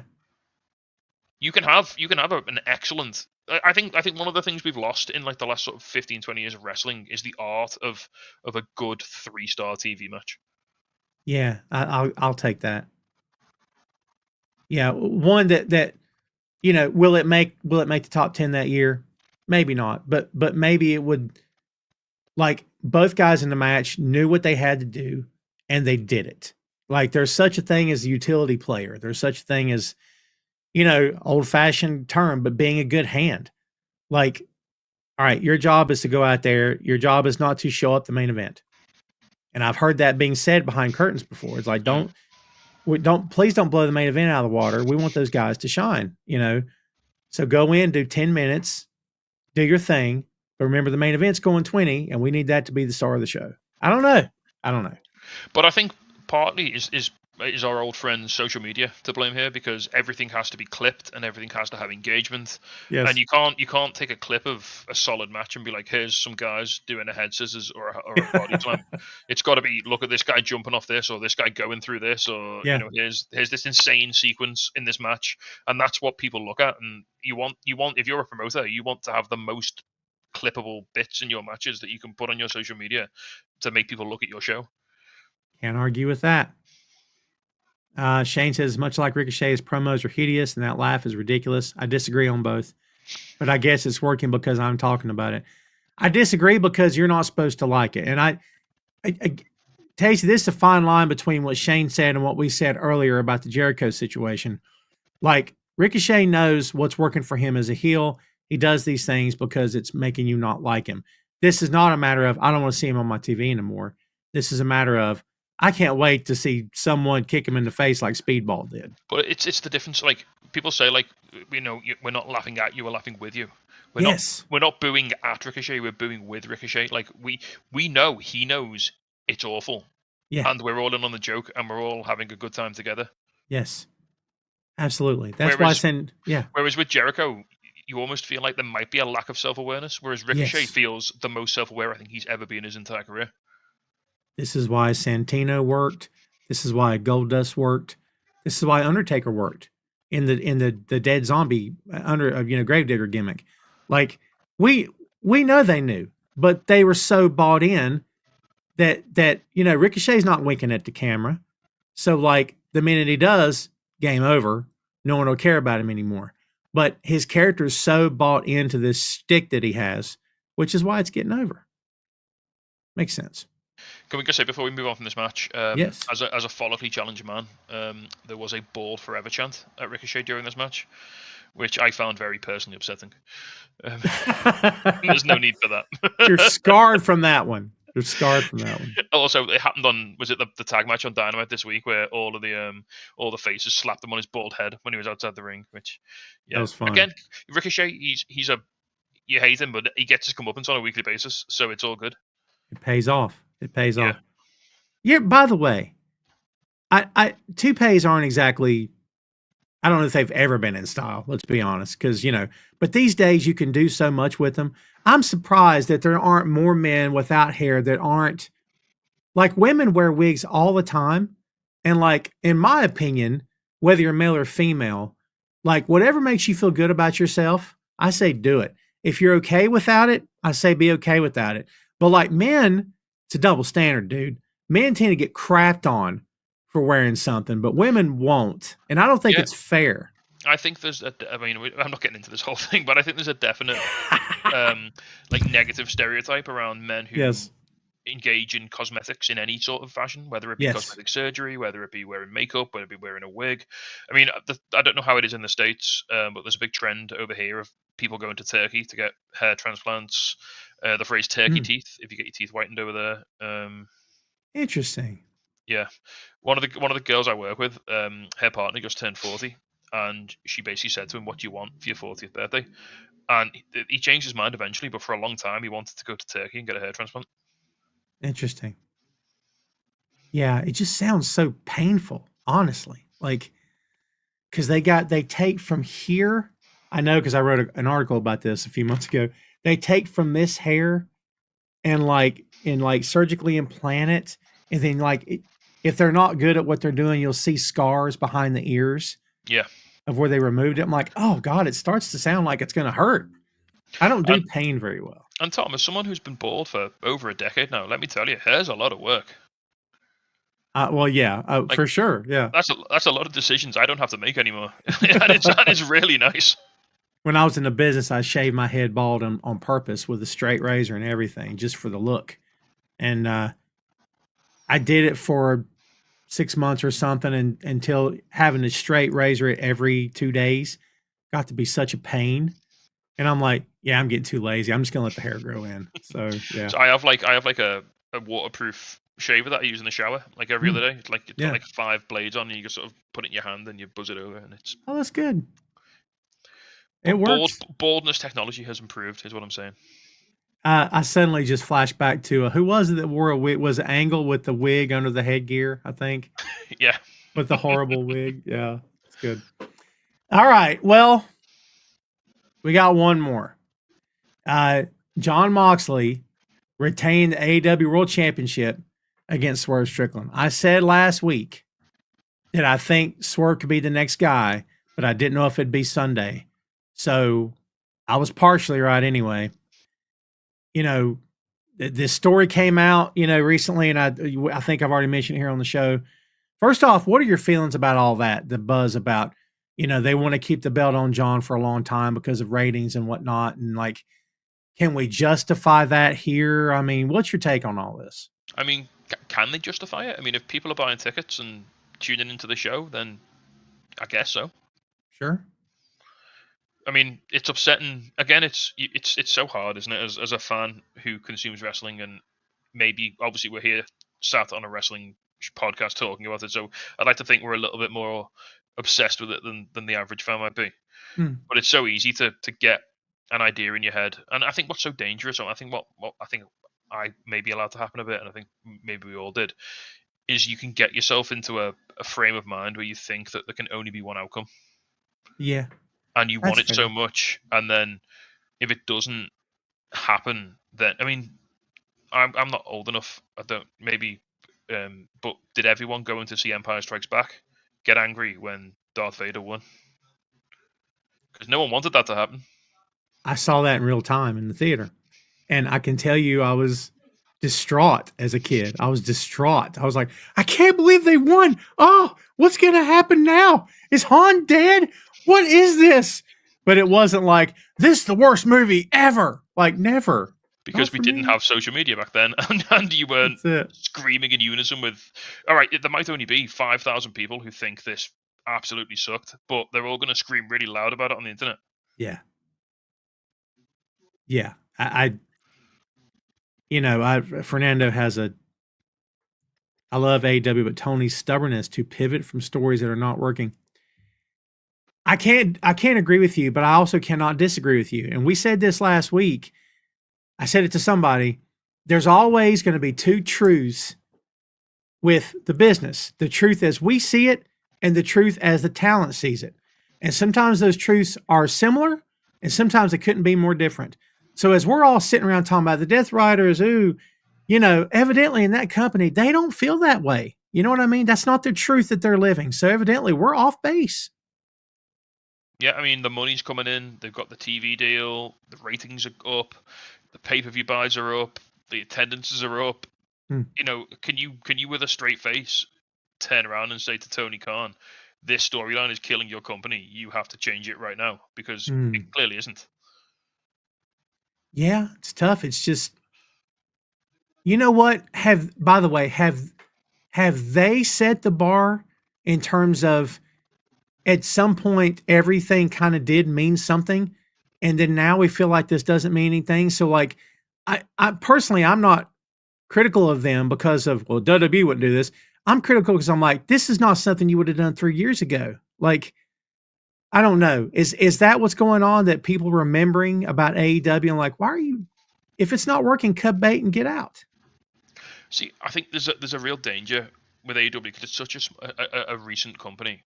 Sure. To look back, man, I watched AEW year one and I loved it because it was something different. Yeah. And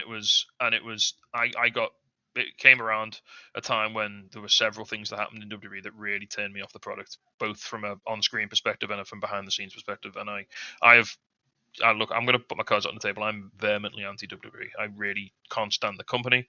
Same. I can't stand the product. I can't stand the people who now own it. All of that.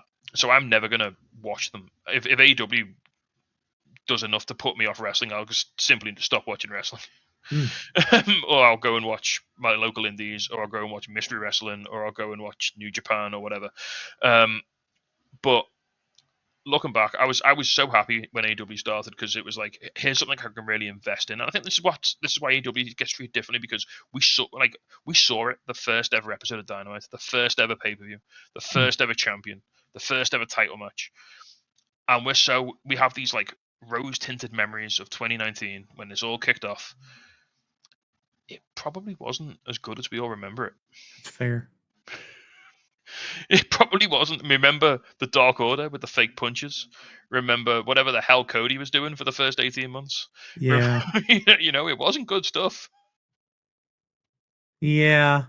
Yeah. Well, if you're gonna get like that about it, Remember, no, I people mean, I get it. People You're right. people thought Hangman was getting over pushed in like a Roman Reigns way. That's true. He started getting booed. I'm like, why are you booing this guy? Doesn't make any sense to me. By the way, Shane brings up, do you think it's hurting AEW that they are not showing the AEW title on TV? Our good friend Jay Luft, who blew us off for a girl. So when he said, I want Darby to take that belt out of a bag on top of Everest, I want that so much now. It's all I'm thinking about. And they probably won't do it. But, oh my God, what a moment. So to follow up on that, I'm shocked on a level maybe that Warner will let them run a weekly TV show on their network and not show their main title. Isn't that crazy? Like, surely one of the execs must have said to Tony at least once, "Hey man, we gotta sell them replica belts, man. You gotta let us see that belt." Yeah. Dude, John doesn't even bring it out when he cuts a promo. They don't even carry it out in the box or the thing anymore when he just cuts a promo. No, and I've almost come full circle on this now. I'm almost so turned off by it that I'm intrigued again. Oh wow!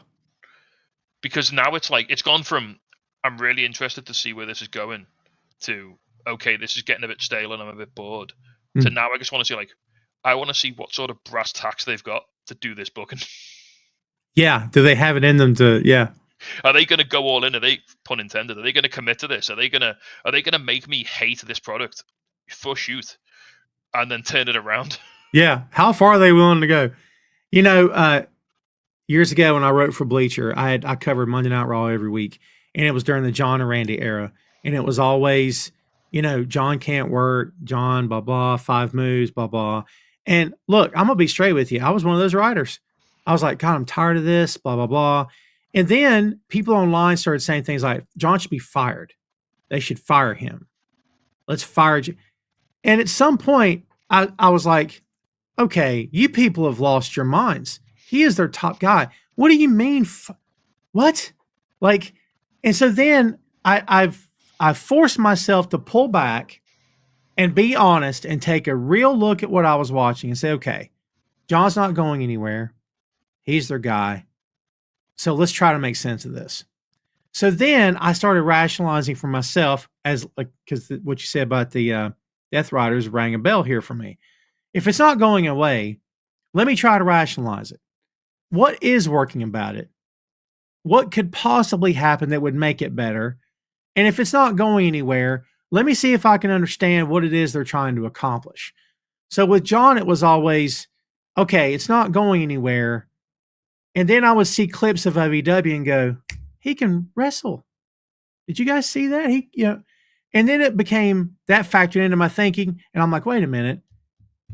Cena doesn't wrestle because they don't want him to. They want him to punchy kiki and do this and do the five moves. But he can work. He can wrestle. So then when I get an understanding of whatever the it is, whether it's Cena or Mox or whoever, I can live with it a lot easier. Maybe that's what I got to do with John Moxley here. Do you know what I mean? Maybe. And always hold something back. A couple of years ago, we had Scott Garland, Scotty Too Hotty, who now works at AEW. He's a producer. He came over to the Liverpool and he hosted a seminar in my brewery. We set a ring up and he come down. He took some trainee wrestlers through. He didn't even put his boots on. He just stood in the ring and talked to them. Nice. And he said, just do as much as you can with as little as you can get away with. And he wrestled a match either the night before or the night after at a local indie show. He wrestled a guy called Gene Money, who's a really charismatic guy. His whole shtick is that he wears like a dog collar, and his finisher move's called Ainsley Lariat, which is the name of a celebrity chef in the UK. He's a very comedy based wrestler. Yeah. And they had a 20-minute match, of which the first 8 minutes was just them going back and forth about putting Scotty's hat on. And the crowd were ballistic for it. It was the loudest the show got all night. Yeah. Yeah. We worked with George South quite a bit. If you know George, you know about him. We worked with George South quite a bit, and he would tell our locker room, he's like, especially the younger guys, he's like, if he'd point to the promoter, he's like, if that man gives you 15 minutes, spend the first 7 just working the crowd. He said, you shouldn't kill yourself. He's like, I don't want to sweat that much. I don't want to kill. I want my back to hurt when it's over. Let's entertain people. So we did. I mean, I saw fans trying to get in the ring to fight him because he had them so worked up. And he loved it. And that we're all sitting there going, God, are they ever going to wrestle? It was his thing. It's what he did. And it worked. And people couldn't stop talking about him. And he got over. So I get that.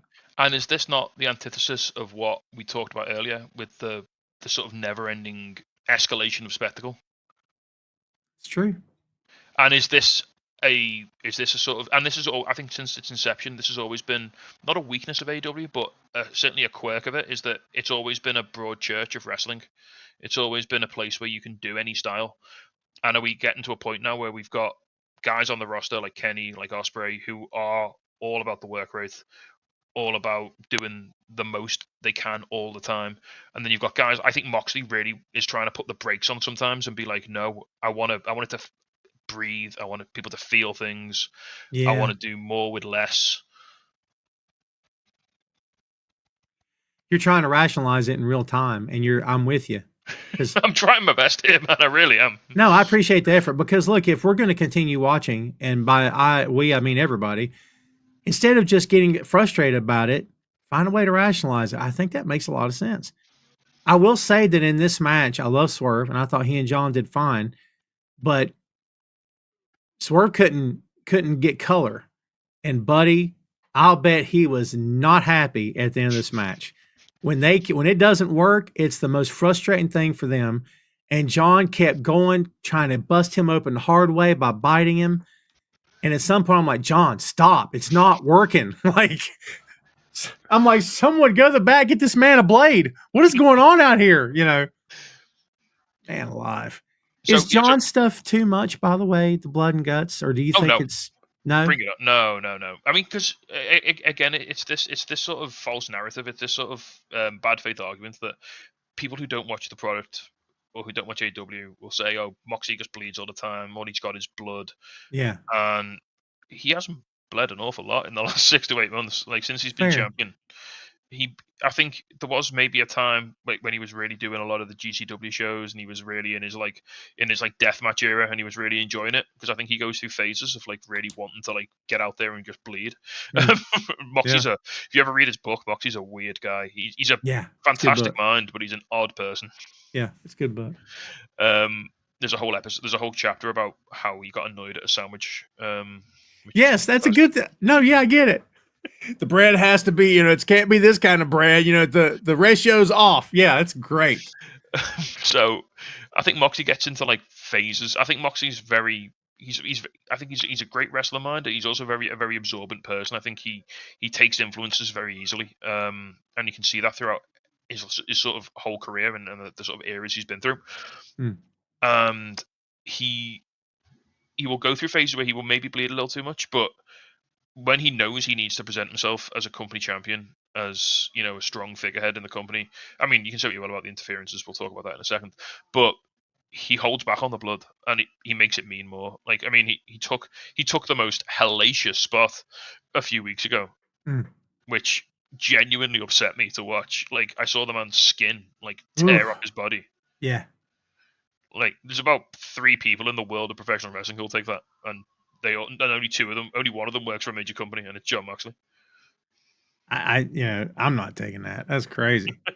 I asked Phil one night after that happened. I said, "How many tetanus shots you think Mox gets in a month or in a week?" My God,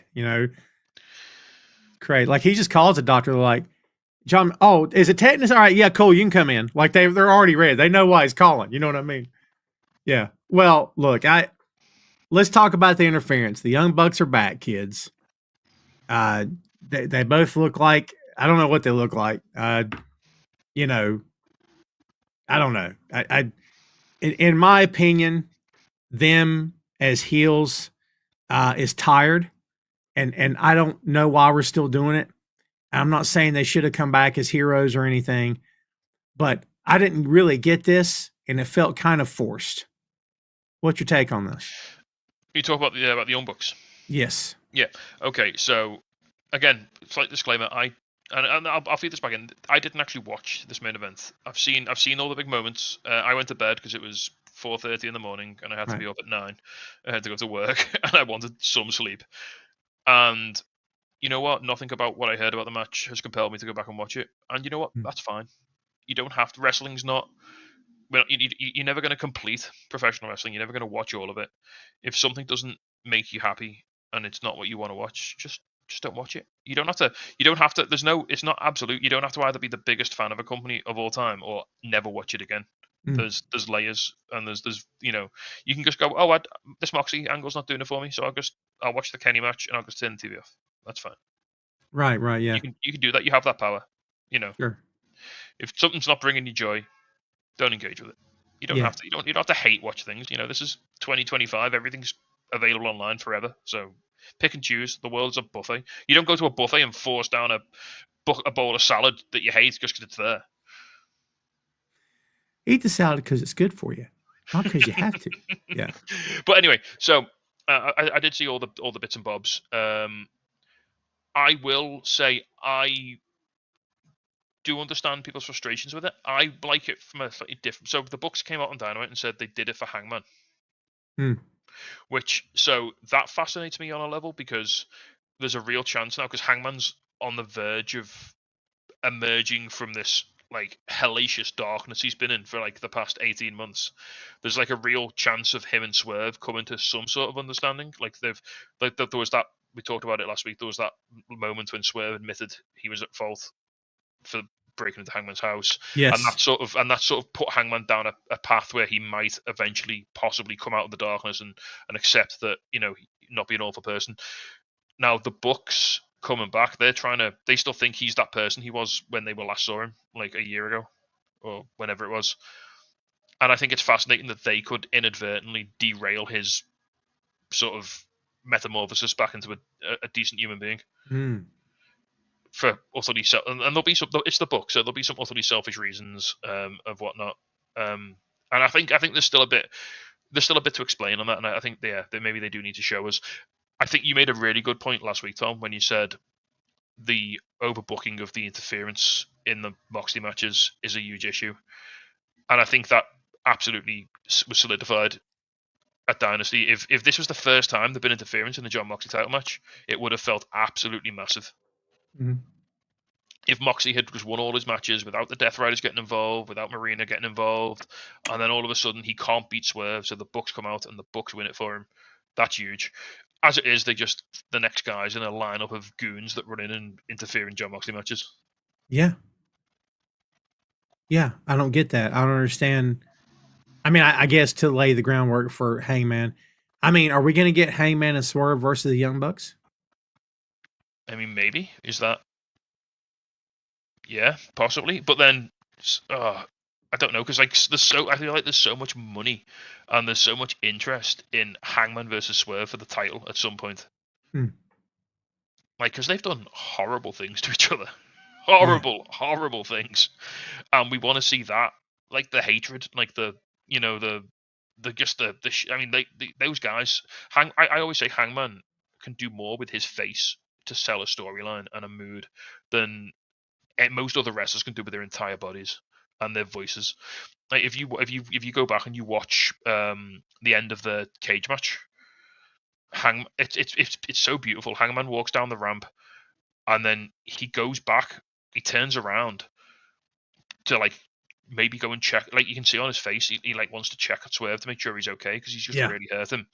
And it's beautiful. As he turns around, a woman in the audience screams at the top of her lungs because she thinks Hangman's going back to hurt him more. Yeah. And Hangman looks disgusted with himself in like a split second. He just makes the decision, and he looks like he's disgusted with what he's done. And then he stands there for a second, and then he leaves down the heel tunnel. And if that was ad-libbed, it's the greatest like reading of a room in professional wrestling history.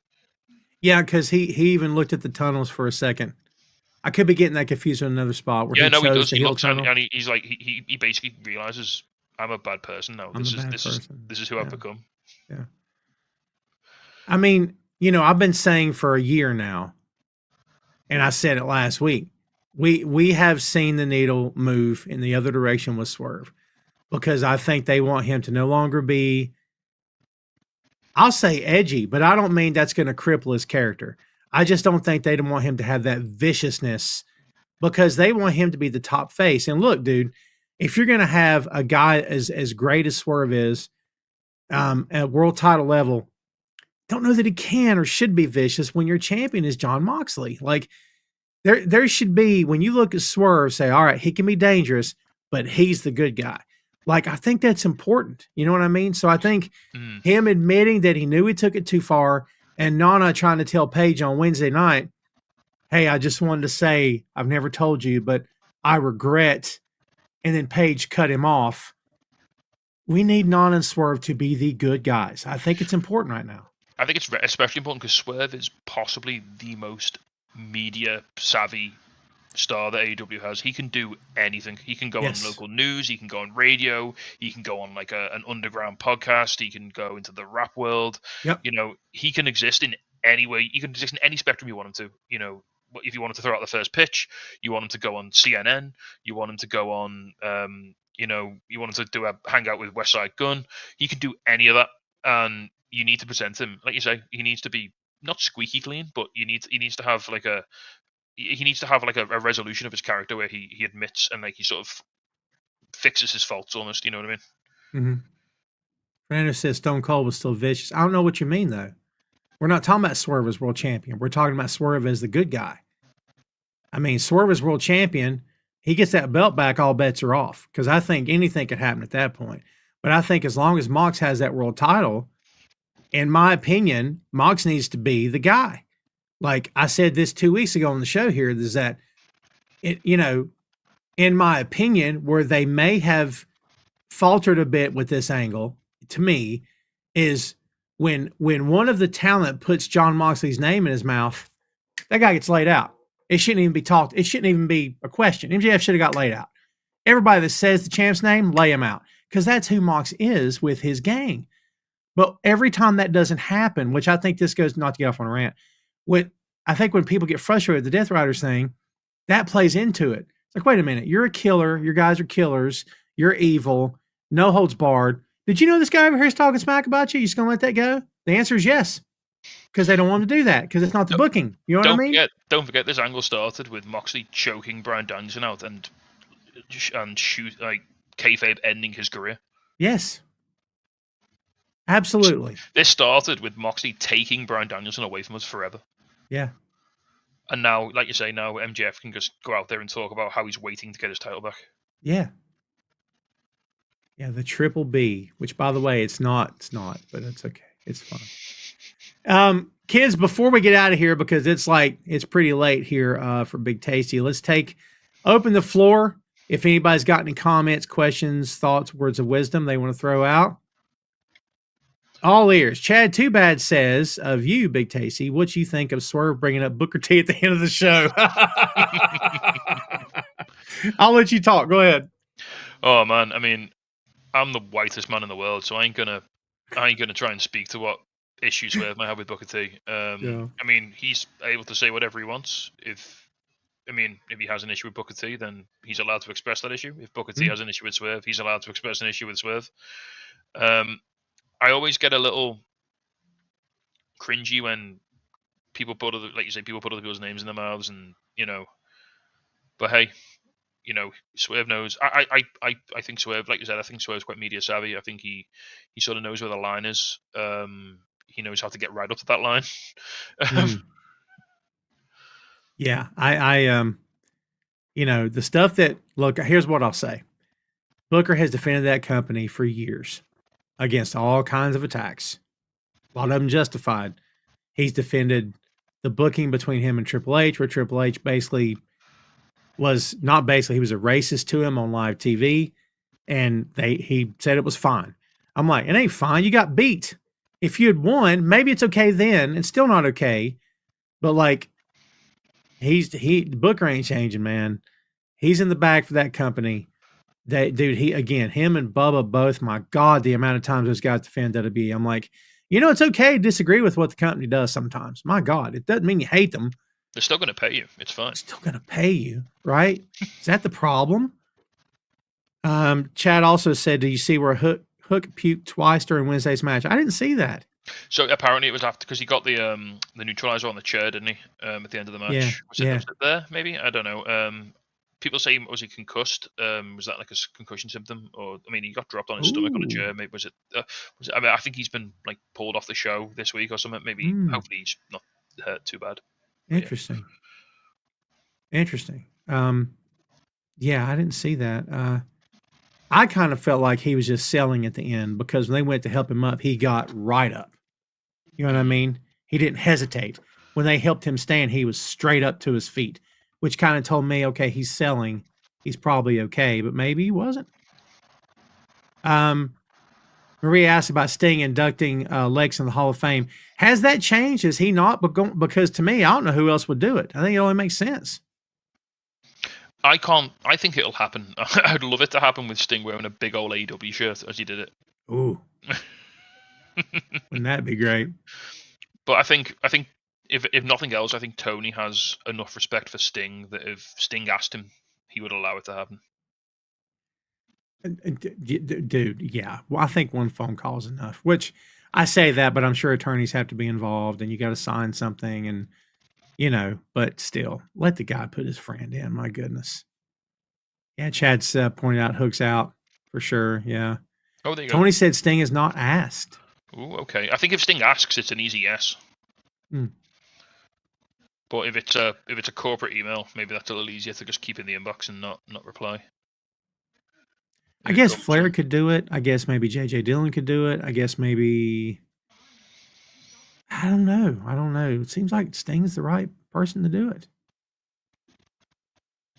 Interesting. Well, kids, I think that's just going to about do it for us here today.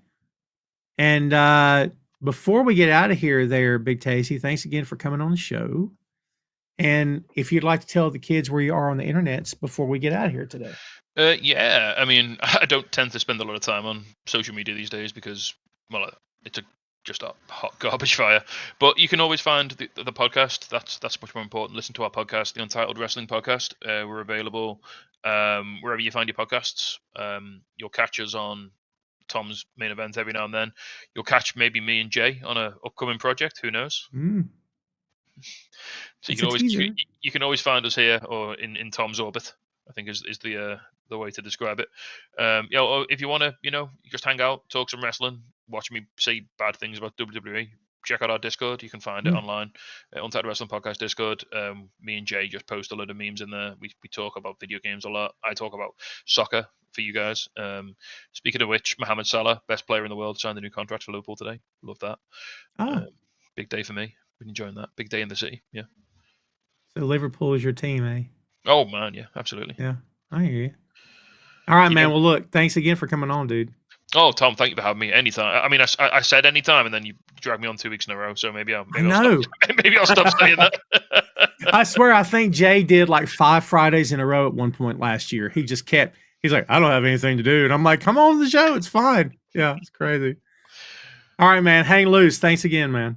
Oh, thanks for having me, man. Cheers. All right, kids. That was Big Tasty from the Untitled Wrestling Podcast. Kids, thanks much for hanging out with us here today. We'll be back here next week, barring any unforeseen circumstance. And we'll be back live and in living color here on Tom Clark's Main Event. Thanks to everybody who watched in real time and who subscribes and downloads after the fact. Be sure to visit boinkstudios.com, BOINK, boinkstudios.com. And when you do so, you will find links to this here little podcast, Tom Clark's Main Event. Also, Tom Clark's 6M podcast. That's movies, music, Marvel, magazines, miniseries, and more. And also, Two Nations Under Ted, a Ted Lasso podcast. Every episode that has already come out of the Ted Lasso series is reviewed. All 3 seasons in video and audio formats both. So go to boinkstudios.com.